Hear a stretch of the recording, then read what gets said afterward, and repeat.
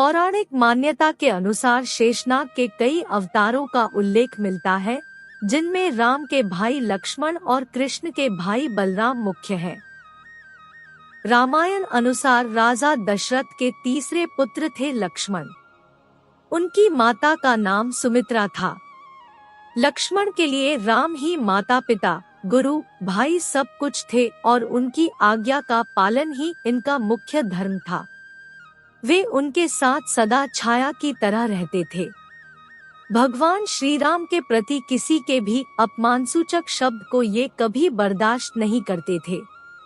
वास्तव में लक्ष्मण का वनवास राम के वनवास से भी अधिक महान है। 14 वर्ष पत्नी से दूर रहकर उन्होंने केवल राम की सेवा को ही अपने जीवन का ध्येय बनाया। वाल्मीकि रामायण के अनुसार उर्मिला जनकनंदिनी सीता की छोटी बहन थी और सीता के विवाह के समय ही दशरथ और सुमित्रा के पुत्र लक्ष्मण को ब्याही गई थी। जब राम और सीता के साथ लक्ष्मण भी वनवास को जाने लगे तब पत्नी उर्मिला ने भी उनके साथ जाने की जिद की, परंतु लक्ष्मण ने उन्हें यह कहकर मना कर दिया कि अयोध्या के राज्य को और माताओं को उनकी आवश्यकता है। उर्मिला के लिए यह बहुत कठिन समय था, ऐसे में जबकि वह नववधू थी और उसके दाम्पत्य जीवन की तो अभी शुरुआत ही हुई थी। लक्ष्मण के वनवास जाने के बाद उर्मिला के पिता अयोध्या आए और उर्मिला को मायके चलने का अनुरोध करने लगे, ताकि मां और सखियों के सान्निध्य में उर्मिला का पति वियोग का दोह कुछ कम हो सके। परंतु उर्मिला ने अपने मायके मिथिला जाने से इनकार करते हुए कहा कि पति की आज्ञा अनुसार पति के परिजनों के साथ रहना और दुख में उनका साथ न छोड़ना ही अब उसका धर्म है।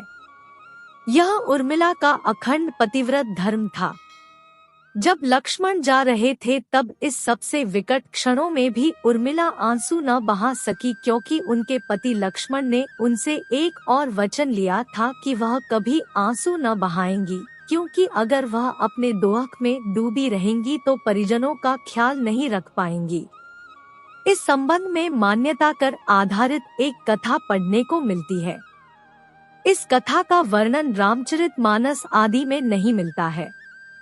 कथा यह है कि रावण के पुत्र मेघनाद को यह वरदान था कि जो व्यक्ति 14 वर्षों तक सोया न हो वही उसे हरा सकता है।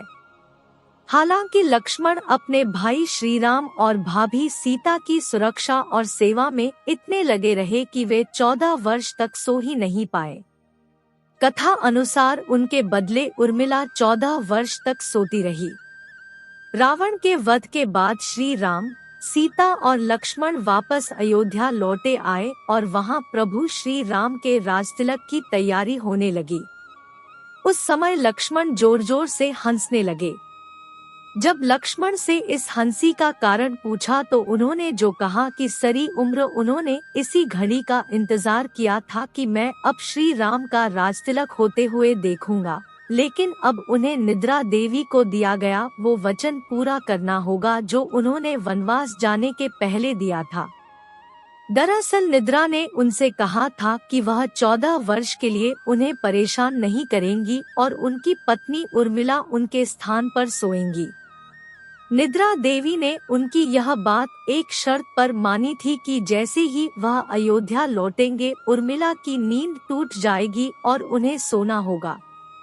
लक्ष्मण इस बात पर हंस रहे थे कि अब उन्हें सोना होगा और वह राम का राजतिलक नहीं देख पाएंगे। उनके स्थान पर उर्मिला ने यह रस्म देखी थी। लक्ष्मण के उर्मिला से अंगद और चंद्रकेतु नाम के 2 पुत्र तथा सोमदा नाम की एक पुत्री उत्पन्न हुई। अंगद ने अंगदियापुरी तथा चंद्रकेतु ने चंद्रकांतापुरी की स्थापना की थी। उर्मिला के पतिव्रत का बल। एक अन्य कथानुसार लक्ष्मण की विजय का मुख्य कारण उर्मिला का पतिव्रत था। मेघनाद के वध के बाद उनका शव श्री राम जी के युद्ध शिविर में रखा हुआ था। उस शव को मेघनाद की पत्नी सुलोचना लेने आई। पति का छिन्न शीश देखते ही सुलोचना का हृदय अत्यधिक द्रवित हो गया। वह रोने लगी। रोते रोते उसने पास खड़े लक्ष्मण की ओर देखा और कहा, सुमित्रानंदन, तुम भूलकर भी गर्व मत करना कि मेघनाद का वध मैंने किया है। मेघनाद को धराशायी करने की शक्ति विश्व में किसी के पास नहीं थी। यह तो 2 पतिव्रता नारियों का भाग्य था। अब आप सोच में पड़ गए होंगे कि निद्रा देवी के प्रभाव में आकर अगर उर्मिला 14 साल तक सोती रही तो सास और अन्य परिजनों की सेवा करने का लक्ष्मण को किया वादा उन्होंने कैसे पूरा किया। तो उत्तर यह है कि सीता माता ने अपना एक वरदान उर्मिला को दे दिया था। उस वरदान के अनुसार उर्मिला एक साथ 3 कार्य कर सकती थी।